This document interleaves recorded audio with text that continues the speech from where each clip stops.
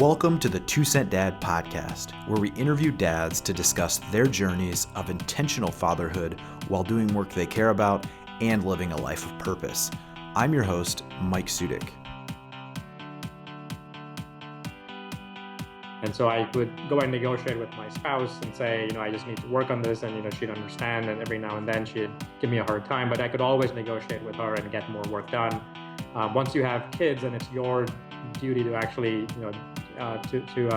take care of the kid, you can't negotiate with a crying baby. When the baby's hungry or when the baby's crying, you have to go out and kind of handle the situation. A special episode today as Ash Maurya joins the podcast. He is the author of Running Lean and Scaling Lean. He is an expert on lean thinking, lean methodology, lean consulting. So special episode. Let's jump right in with Ash. Well, hey, welcome to the podcast. I am here with Ash Maurya, who is founder, speaker, best-selling author of the books Running Lean and Scaling Lean. So I saw him speak at the Business of Software conference and found out he had 2 kids, so I had to have him on the podcast. So I am just curious to hear your journey, Ash, as someone that is a public speaker, has been doing this for quite a while now, but going from that kind of shift, to having kids. But I guess I would love to hear first off, what do you tell people that you meet at a dinner party what you do? So if someone just doesn't know you and they ask you what you do, what do you usually say? Well, first, thanks for having me, Mike. It's a pleasure to be on. But that's always a tough one. And I've always tried to come up with that perfect, elevator pitch or the intro. And I find that it's so relative depending on who you're speaking to. And so I often will give them a very high level answer. And if people would be interested, I go deeper.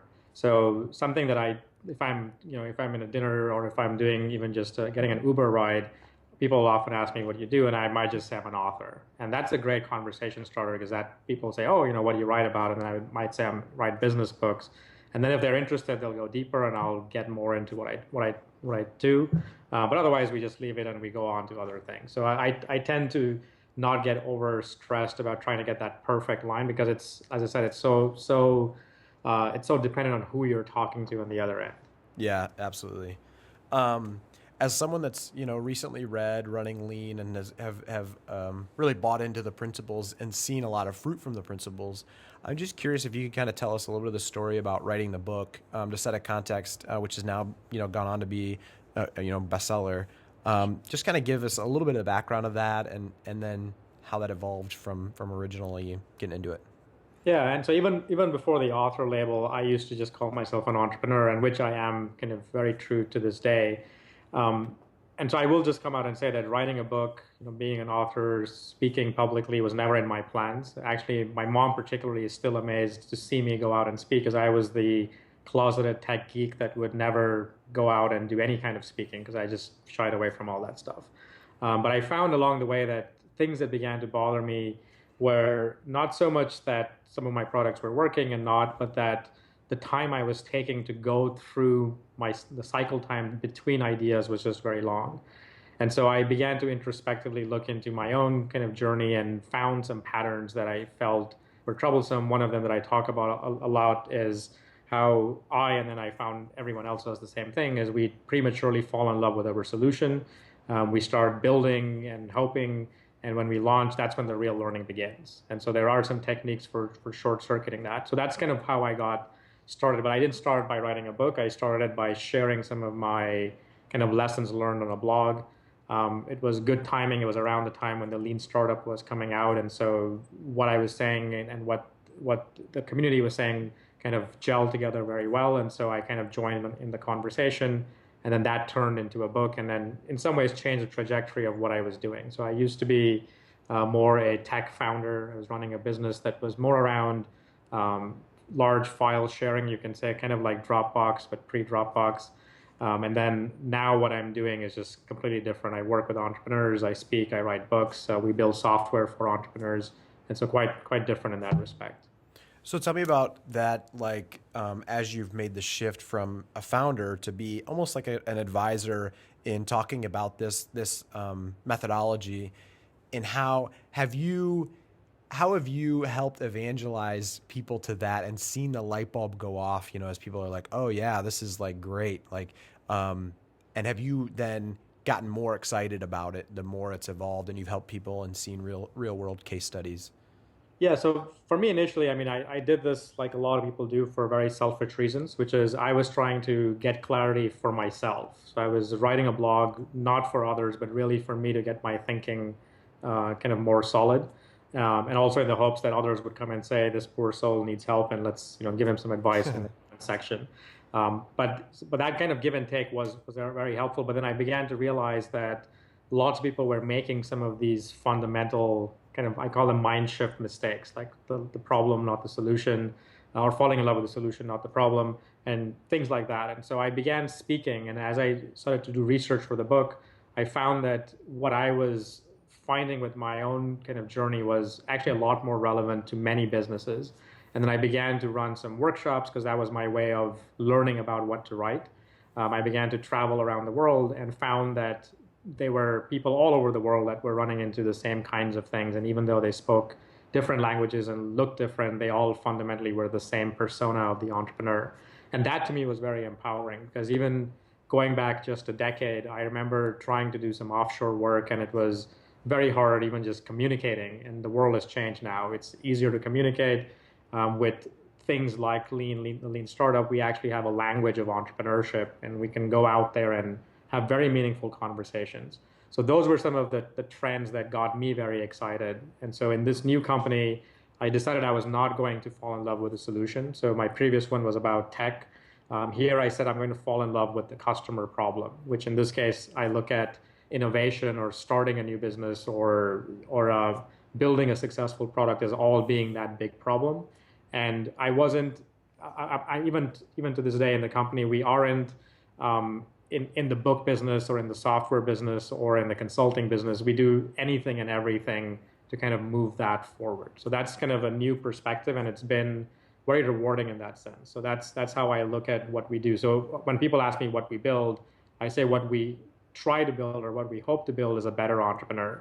And if we look back 10 years from now, we should be able to say these are the people we touched, and as a result, here's where they started and here's where they are today. And the tools that we put into play could be some of the software tools we have, could be content, could be videos, courses, all that stuff is game. Yeah, that's a good way to put it. Building a better entrepreneur. You know, that segue is a good segue into why I wanted you to have on this podcast, which is all about fatherhood. Because you're a founder of a company, but you're also a co-founder of two kids. You have a 8-year-old and a 10-year-old.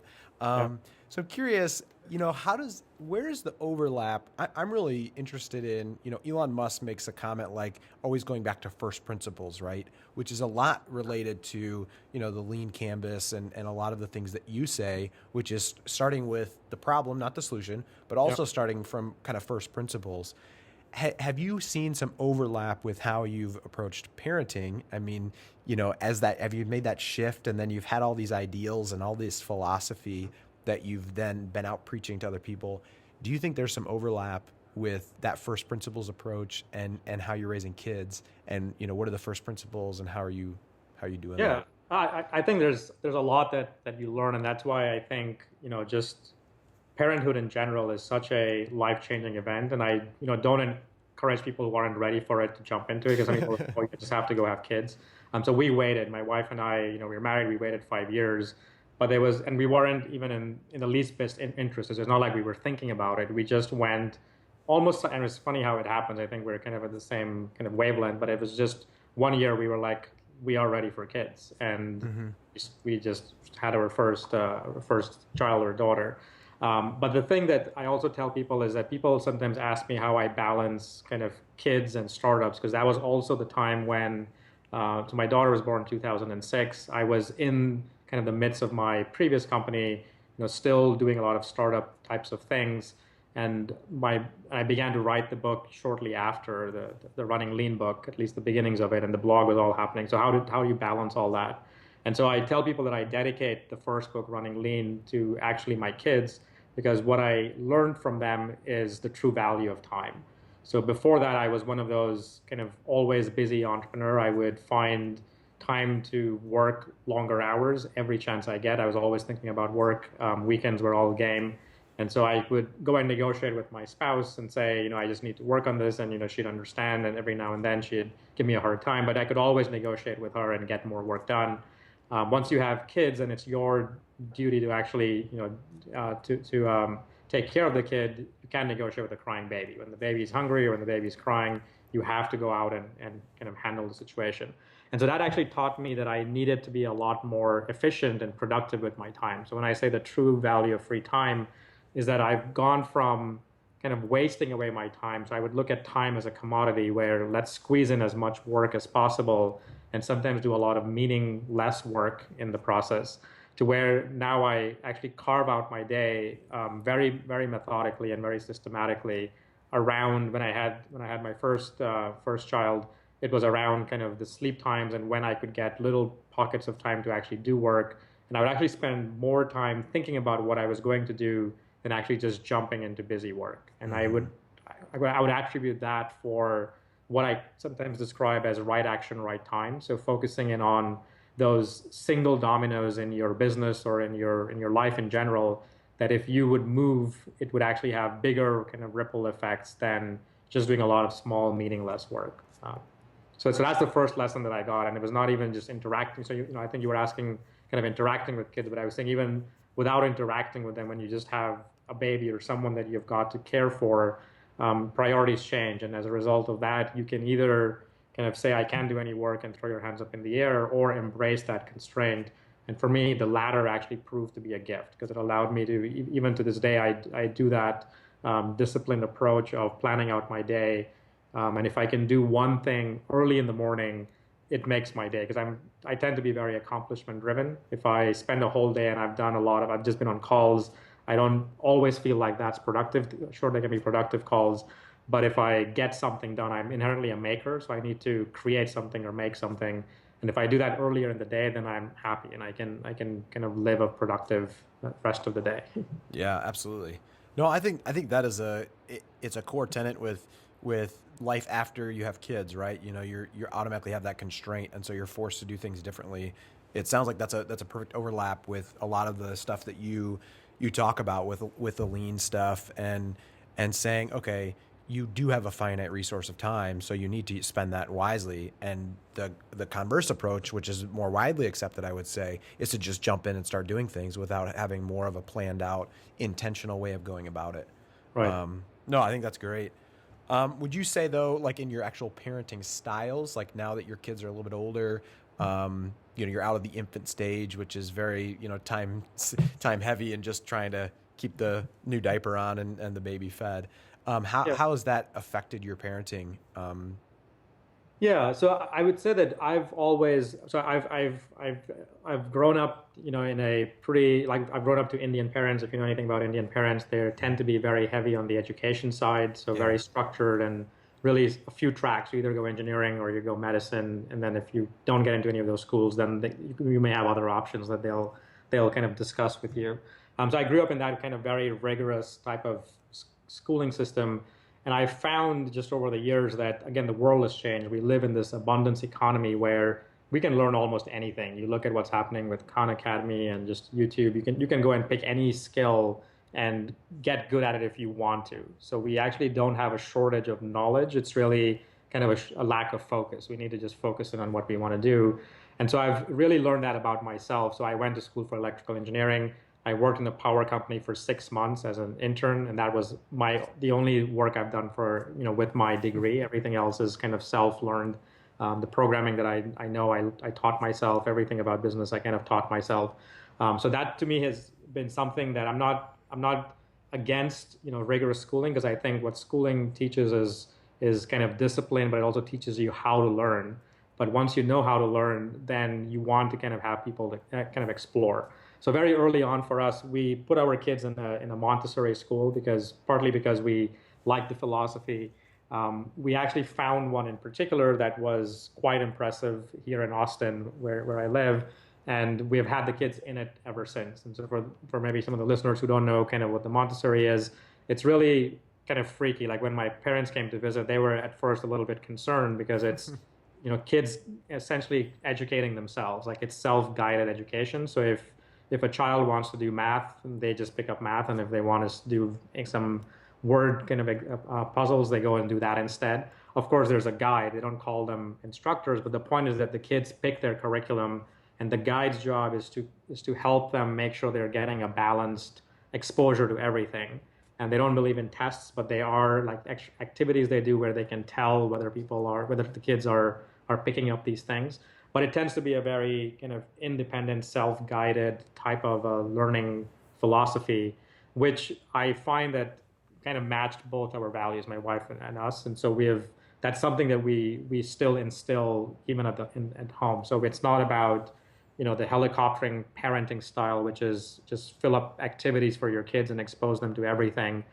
We actually let them do a few things at a time. And so I actually have something that I tweet every now and then that I tend to have only a few interests at a time because I believe in doing them well. And I think that that's the same thing I like to see with the kids. So we leave them a lot of slack time. So we don't fill up activities. We don't plan things for them. There are actually weekends where they're just sitting there by themselves, with empty time saying, I'm bored, what do I go do? And they come up with things. And I think that is such a necessary, that downtime is so critical for synthesis. That's where we take kind of what we have learned and kind of think of how to apply them in new ways. So I think those are things that I've just learned from my own kind of lessons growing up, that I try to create that space kind of in the kids as well, and very much reflects in the parenting style. How do you think? No, I think that's great. I think how early did they start the Montessori? Yeah, so my daughter actually went through a number of. My wife went to work after a few months, and so we had them in daycare for a little while. But the Montessori was really probably when they were 2 years old. Was when they went, and my daughter particularly went to a different school, which was a Montessori school. But the thing with Montessori is that there isn't really a trademark on it. So a lot of people say they're Montessori, but don't really internalize everything. So they took some of the things they liked, but it was not as rigorous as this one is. And when I say rigorous, they actually follow kind of more the philosophy. So we actually found the school kind of when she was 3, and that's when she started. And then my son just went in there when he was 2.5. But for us, it was we went and did an observation, and it was like this Zen moment. We walked in, and there was a classroom where there were 2 adults, but they were sitting in chairs, pretty much from our perspective, doing nothing, sitting there and observing the class. And these kids were just doing all this work and working in groups. And every now and then they'll have a question, and they will come over to the guide, and then she will point them to something else, and they'll go. And everything was just operating at this, as I said, Zen-like kind of high efficiency mode. And of course, there are probably times when the kids would be, being kids, but we were just kind of so impressed with that we decided we'll give it a try, and we've been in the school ever since. That's great. How do you think so you described before that, though, that like leaving slack time, not having all of their hours occupied, there's a direct analogy or overlap there with like how we work, right? I mean, how people are constantly inundated with not only information, data, but also like no free time whatsoever. So you get this ADD that's not only in kids, but in adults. Did you see a lot of that? I mean, is that what drove you to the Montessori? Were you then like, wow, this is exactly what I see with people that I consult with? Right. Well, so I didn't know a lot about Montessori when we first started. So I too went to a Montessori school. I grew up in Nigeria, by the way. So I went there kind of in my early years. But it was, again, one of those pseudo Montessori. They were doing some Montessori-esque type of things, but not enough to be, as different as this one is. But one of the things that I've seen is that I find that Maria Montessori, the founder, tended to. So the way she developed this is by studying how kids work, and I find that it is this emphasis on kids being a smaller version of the adult mind, and their mind develops differently, and so at different ages she has these different stages. You have to encourage different types of behaviors. So what's very interesting is that if you look at a typical daycare, they put all the kids together and they encourage them to play. If you go to Montessori or you read the Montessori method, between the ages of 3 and 6, kids are not very social. They're actually coming into themselves. They're kind of building their sense of self, and they're really more interested in the physical world. And so in the Montessori classroom, they actually keep the kids a little bit separate, but give them, physical things to play with. So they're like physical learning materials that they go explore. What's even more interesting is between the ages of 6 and 9, that's when they develop social skills. And if you look at traditional education, I don't want to kind of knock out, people, I respect, I went through a traditional education system, but if you go into a traditional school, we put kids in a classroom and we tell them, to stop talking to each other, listen to the teacher because the teacher knows what's right. And we start to kind of train kids that way. And the Montessori method is a bit different. So between 6 to 9, they actually encourage kids to form groups and they actually do reports together. They do projects together. They pick on the work. They kind of vote on things together. And the guides, again, are there to help. So I do find that it's a really, looking at it from how work is done, in latter years, I find that it's a great way to build collaboration skills, to understand differences, because of course everyone, even at the kid levels, have differences, how to get your opinions heard, how to influence others. You're kind of learning all those skills, which are those soft intangibles. And I think it's so valuable to have. The other thing that I like about, and I think again, it doesn't have to be Montessori, but just in general, when I had the privilege of doing some lean canvas work with high school students, because it's gotten that far, and this all came from the high tech world, but now we're seeing universities pick it up and even high school kids, and it may even go to younger ages. But even when I work with them, the thing that I see that's so powerful in young kids is that they have this playful attitude. They aren't yet they aren't yet beaten down by the system. And what I mean by the system is we are often told, as I said in the classroom, that there's really one teacher, one authority figure that knows what's right, and there's really one right answer. When you take a test, you're going to be graded on whether you get that right answer or not. If you're an entrepreneur, you and I know that there's not one right answer. You can solve a problem in many different ways, and they could all be just as valuable and just as good.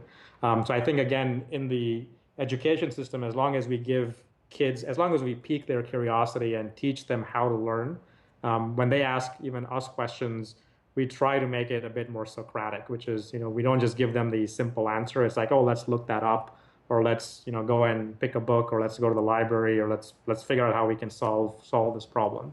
And I think that is such a valuable thing to develop and just nurture in kids, because that just gets beaten out of them over time. Yeah, I couldn't agree more. I think that's great, because I think that what you're describing, the even like Socratic and how you're approaching that is even outside of Montessori, right? I mean, you can do that day to day. You can do that in around your house, everything. Yeah. So in my work, when I work with startups, I tell people that my work is no longer about, I think earlier you talked about evangelizing the methodology. So it's not really doing that. I find it's more behavior psychology. So it's like, how do you get, because people, now know I've written books, they'll show me a lean canvas or their idea and ask me what I think. And I often will say, it doesn't matter what I think. It matters what your customers will think, because for every idea out there, we can pick Starbucks, we can pick every idea out there. They're very smart investors and very smart people who thought it would never work. And so you can never judge an idea just on the basis of what someone thinks. So my role, again, is not to tell people this is a good idea or a bad idea, but I can tell you how you can go and test it very quickly. I can share techniques and tactics with you, but you still have to go do the work. And so that same technique is, you can see applied in the kids in the Montessori school. It's pretty much the same technique that we apply I apply in my work, because that's just the way to get people to learn things. Yeah, that's great. So what do you hope for the future of your kids then, as they're going through this and teaching them, and as you envision what they will do and become? What do you hope for that? Yeah, so there's another great book which a number of your readers may have read. It's Strengths Finder. I forget the author's name, but Mike or Mark's. But it's a great book because it begins to highlight that people are built with certain strengths and weaknesses, and we're often told go and work on your weaknesses. But the big message in the book is that you want to identify your strengths and really amplify that and make that your unique value proposition. So if I go a bit, if I get a bit geeky in the lean canvas, there's a unique value proposition, and applies even to individuals. So as every individual out there has some inert strengths, and that's what you want to really amplify. So when I look at my kids, we want to expose them to things, and there are some basic things, you've got to be able to do, like you've got to be able to read, you've got to be able to do basic arithmetic, because otherwise you can't function. But beyond that, there are going to be just natural tendencies. So again, I just find, and it's not a stereotype, but I just find that my son tends to like math more. My daughter is a bookworm. She just likes to read. They both can do the other things, to a sufficient level, but their passion is really in those areas. And so for us, it's really, again, like what I was saying early on, it's really guiding them and helping them amplify those strengths while not letting them get too far behind on the other things. There's a basic minimum criteria, minimum level that everyone needs to get, but you want to really hone in on that. And that, again, even applies all the way to adulthood. So I talked about how my previous life was in the software field, and I would say I was a pretty good developer. But as I began to write, I actually discovered that I was a better writer than a coder. And in my business now, I write for fun, but I even tell people on my team that don't expect me to do anything mission critical, because I'll get interrupted, and you guys you guys are going to be better because I'm not keeping up with it. As with every skill, you have to keep up with it. Right. So for me, I spend time every day writing because that's the skill I want to continue to develop. And I don't try to read, I don't try to stay on top of all the latest, developer trends, because again, that's something I've decided is not what is going to be my strength necessarily going forward. Yeah. No, I think that's great. Thank you for that. So to kind of bring it back to a close, I think you said a lot of great stuff. So I thank you for that. And I'll definitely link up to those books in the show notes. But I typically ask, every person I interview, like, what's your 2 cents? It's 2 Cent Dad. Like, what are your 2 cents that you would give to a new father that's maybe also a founder, has a lot on his plate? What would you say to that guy? So again, I think this may be something that people have said many times, but I think it's really taking it one day at a time. So I find that it's such an overwhelming thing. There's nothing you can do to prepare for it. And again, as I mentioned, I was just like I was a reluctant author, I was also a reluctant dad, but I was, ready for it. And when it came, it was one day to the next, but it was a life-changing event for me. In the positive, it's like every day was very interesting. To a lot of dads, I will say, if there are some new dads there, the first few months I didn't find them as interesting. It was a lot of work you have to do, but until the kids start interacting with you, that's where I find the difference between sometimes moms and dads. Dads tend to react more with, the communication and seeing the kids grow, and then seeing them, kick their first soccer ball or start to walk or do physical things. Those to me are very, very exciting.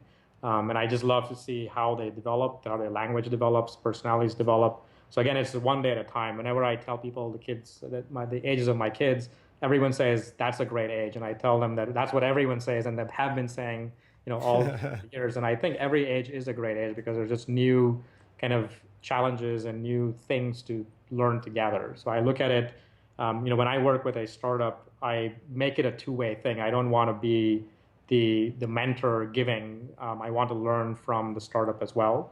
And I find that kids provide you that. You can learn so much from them, even about yourself. And I think that's just that's the gift that they give you. That's awesome. Hey, thank you so much for your time. Sure, absolutely. My pleasure. Thanks for listening to the show. You can find out more about us and sign up to receive updates at 2centdad.com. If you liked what you heard or just want to say hi, you can shoot me an email at mike@2centdad.com. Please leave a review on iTunes if you like the show. It helps us to get the word out to the most people possible. And the show is made possible through the support of EC Group International, building software teams since 1999.